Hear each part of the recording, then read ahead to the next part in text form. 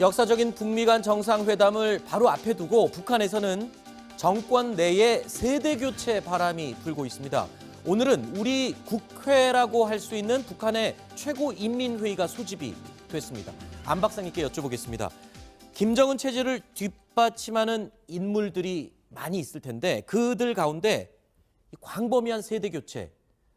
저는 처음에 이거를 젊은 피 수혈이라고 얘기를 하려고 했는데 사실상 도표를 그려놓고 보니 나이가 젊다고는 할 수 없는 것 같습니다.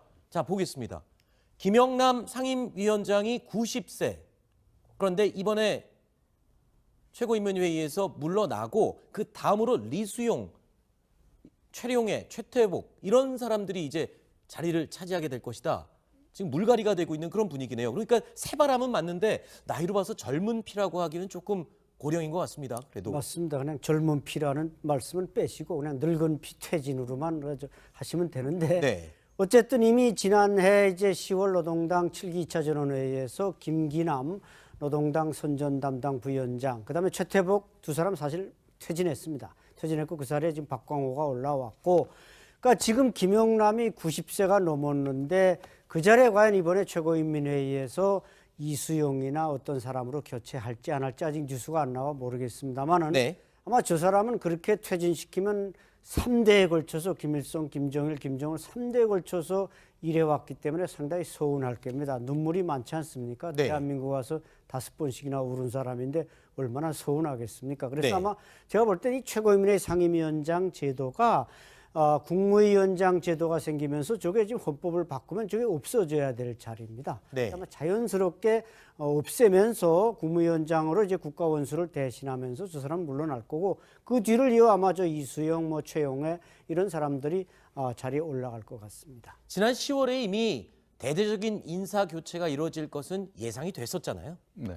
그러니까 작년 10월달에 당 직책을 바꿨습니다만은 네. 국가의 조직에 사람을 인선을 바꾸려고 그러면 최고인민회의가 열려야 됩니다. 그래서 작년 10월에 후속 인사가 된다 보면 되고 또 그 사이에 어떤 사건이 벌어졌다면 국가보위상 김원홍이 숙청당했습니다.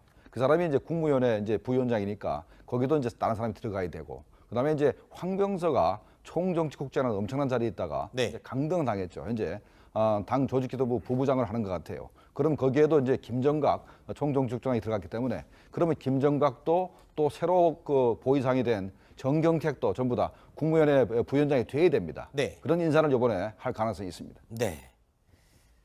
사실 김정은 정권에서 세대 교체를 대표하는 인물을 꼽으라면 지금 여기 나와 있는 이런 인물들도 있지만 이 사람을 빼놓을 수가 없죠. 여동생 김여정 노동당 부부장이기도 합니다. 어제 이 조선중앙TV에서요. 보시는 지금 이 화면입니다. 만수대를 참배하는 장면이 공개됐습니다. 지금 만수대를 참배하고 있는 김여정 부부장의 모습인데 어떻습니까, 안 박사님? 지금 저 만수대를 참배한다는 것 어떤 의미입니까? 그러니까 만수대는 이제 그 태양궁전과 또 달리 만수대 언덕에 김일성, 김정일 부자 동상이 있지 않습니까? 네. 북한에서는 최고로 큰 동상. 그러니까 지금 태양절 4월 15일을 맞으면서 당의 고위 간부들, 그다음에 최고인민회의 대의원들, 오늘 바로 그 만수대 의사당에서 최고인민회의에 참석한 대의원들이 다 참배하는데 네. 이렇게 수뇌부들이 맨 앞장에 서서 지금 참배를 하는 겁니다. 네. 이렇게 되면 사실상 김정은 중심의 권력으로 굳히겠다. 그리고도 젊은 세대에 대표하는 여동생 김여정을 자리에 앉혀놓고 그 의지를 밝힌 것이겠죠. 물론 뭐 김여정이 이번에 최고인민회의에서는 뭐 큰 역할을 못 할 겁니다. 왜냐하면 최고인민회의 김정은 자신도 네. 평최고인민회의 대의원입니다. 네. 687명 중에 하나고 김여정도 마찬가지입니다. 그러니까 최고인민회에서 그 소리 못 치는 게 최고인민회 제일 힘이 센 사람이 바로 최고인민회 의장 아까 최태복의 힘이 제일 센 겁니다. 최고인민회 전체를 하게 되면 상임위원장도 별 볼 일 없죠. 네. 거기서는. 근데 우리가 관심 가지고 봐야 될 거는 네. 리설주를 여살하라 했지 않습니까? 2월 네. 8일부터 2월 8일 그 건군절부터 이설주를 여살하라 했는데 네. 과연 이설주가 이번에 최고인민회 대원이 될 것인가 아하. 하는 게 관전 포인트입니다. 그렇다면 대외 활동도 염두하고 직함을 주는 건가요? 그렇죠. 그렇게 그다음에는 이제 뭐 우리가 얘기하듯이 여명위원장 같은 거, 네. 정치적으로 큰 의미는 없습니다만은 여성의 총 대표다 하는 뭐 그런 자리를 주고 또 최고위원회 대의원을 주고 해서 이제 어떻게 보면은 정치 활동을 시작할 수 있게 해주지 않을까 생각이 됩니다. 우리 입장에서는 직함이 생기는 게 좀 편하지 않습니까? 여사라고 부르지 않고 직함을 부르면 되니까 대체할 명칭이 있지 않습니까? 그렇죠? 그렇죠. 뭐 이설주 대의원이라든지 뭐 그렇죠. 한 이설주 여명위원장이라든지 뭐 직책이 좀 빨리 주어져야 이게 좀 부르기가 편하지. 사실은 여사 호칭을 두고 언론에서도 갑론을박하고 있는 상황이거든요.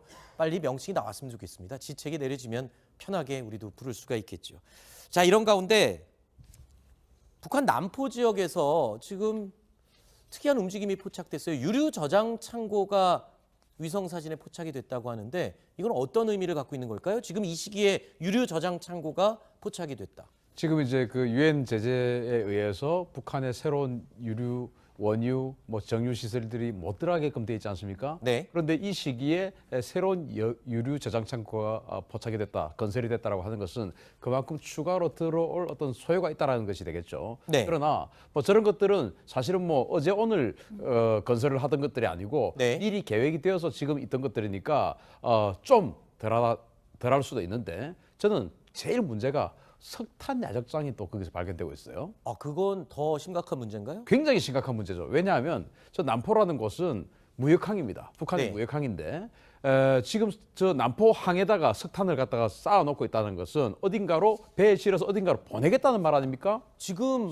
금수 조치돼 있는 상황 아닙니까? 그렇죠. 그런데 저 석탄은 거의 대부분 중국의 화력발전소로 들어가는 겁니다. 아하. 그렇다는 것은 결국 중국이 북한과 대규모 밀무역을 개시를 하고 있다라는 것이 돼요. 유엔 제재 결의 위반이잖아요. 그렇죠. 그래서 미국의 첩보위선들이 저것을 반드시 증거를 잡아내야 될 것이 아니냐. 네. 그래서 무역항에다가 어딘가에서 저 석탄은 지금 뭐 한 달 내로 캐와서 지금 갖다 놓으면 되는 것이니까 네. 아마 가장 최근에 쌓아놓은 것일 겁니다. 그래서 바로 북중 정상회담 직후에 벌어지고 그렇죠. 있는 그 변화 가운데 하나죠. 그래서 북한의 새로운 자금줄이 들어가는 것이 되고 네. 중국을 의심해봐야 되는 그런 장면입니다.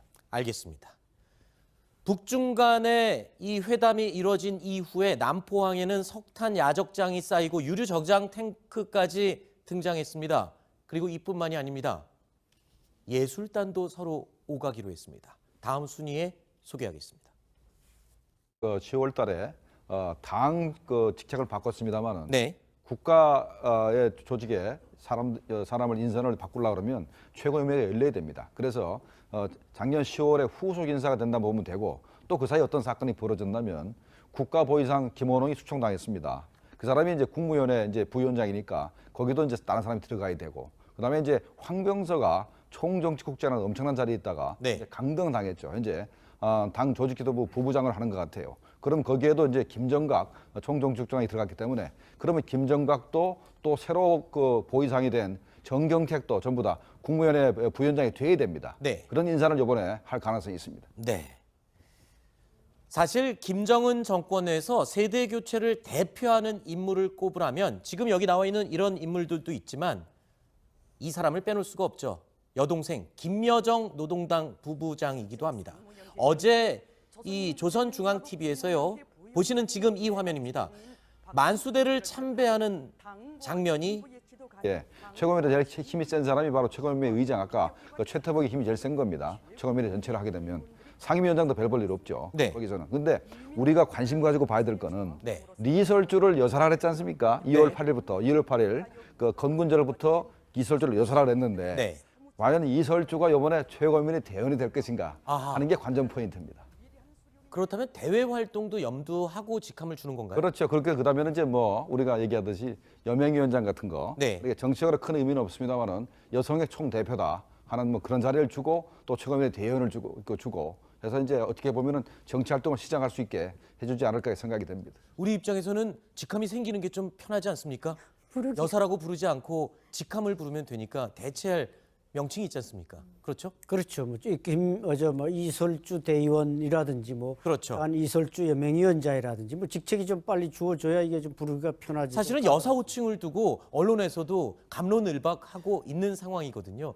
빨리 명칭이 나왔으면 좋겠습니다. 이제 10월 노동당 7기 2차 전원회의에서 김기남 노동당 선전 담당 부위원장, 그다음에 최태복 두 사람 사실 퇴진했습니다. 퇴진했고 그 자리에 지금 박광호가 올라왔고, 그러니까 지금 김영남이 90세가 넘었는데 그 자리에 과연 이번에 최고인민회의에서 이수용이나 어떤 사람으로 교체할지 안 할지 아직 뉴스가 안 나와 모르겠습니다만은 네. 아마 저 사람은 그렇게 퇴진시키면 3대에 걸쳐서 김일성, 김정일, 김정은 3대에 걸쳐서 일해왔기 때문에 상당히 서운할 겁니다. 눈물이 많지 않습니까? 네. 대한민국 와서 5번씩이나 울은 사람인데 얼마나 서운하겠습니까? 그래서 네. 아마 제가 볼 때 이 최고인민회의 상임위원장 제도가 국무위원장 제도가 생기면서 저게 지금 헌법을 바꾸면 저게 없어져야 될 자리입니다. 네. 아마 자연스럽게 없애면서 국무위원장으로 이제 국가원수를 대신하면서 저 사람 물러날 거고 그 뒤를 이어 아마 저 이수영, 뭐 최용해 이런 사람들이 자리에 올라갈 것 같습니다. 지난 10월에 이미 대대적인 인사 교체가 이루어질 것은 예상이 됐었잖아요. 네. 그러니까 작년 역사적인 북미 간 정상회담을 바로 앞에 두고 북한에서는 정권 내에 세대 교체 바람이 불고 있습니다. 오늘은 우리 국회라고 할 수 있는 북한의 최고인민회의가 소집이 됐습니다. 안 박사님께 여쭤보겠습니다. 김정은 체제를 뒷받침하는 인물들이 많이 있을 텐데 그들 가운데 광범위한 세대 교체. 저는 처음에 이거를 이 젊은 피 수혈이라고 얘기를 하려고 했는데 사실상 도표를 그려놓고 보니 나이가 젊다고는 할 수 없는 것 같습니다. 자, 보겠습니다. 김영남 상임위원장이 90세. 그런데 이번에 최고인민회의에서 물러나고 그 다음으로 리수용, 최룡해, 최태복 이런 사람들이 이제 자리를 차지하게 될 것이다. 지금 물갈이가 되고 있는 그런 분위기네요. 그러니까 새바람은 맞는데 나이로 봐서 젊은 피라고 하기는 조금 고령인 것 같습니다. 그래도 맞습니다. 그냥 젊은 피라는 말씀은 빼시고 그냥 늙은 피 퇴진으로만 하시면 되는데 네. 어쨌든 이미 지난해 공개됐습니다. 지금 만수대를 창배하고 있는 김여정 부부장의 모습인데 어떻습니까, 안 박사님? 지금 저 만수대를 참배한다는 것 어떤 의미입니까? 그러니까 만수대는 이제 그 태양궁전과 또 달리 만수대 언덕에 김일성, 김정일 부자 동상이 있지 않습니까? 네. 북한에서는 최고로 큰 동상. 그러니까 지금 태양절 4월 15일을 맞으면서 당의 고위 간부들, 그다음에 최고인민회의 대의원들, 오늘 바로 그 만수대 의사당에서 최고인민회의에 참석한 대의원들이 다 참배하는데 네. 이렇게 수뇌부들이 맨 앞장에 서서 지금 참배를 하는 겁니다. 네. 이렇게 되면 사실상 김정은 중심의 권력으로 굳히겠다. 그리고 또 젊은 세대에 대표하는 여동생 김여정을 자리에 앉혀놓고 그 의지를 밝힌 것이겠죠.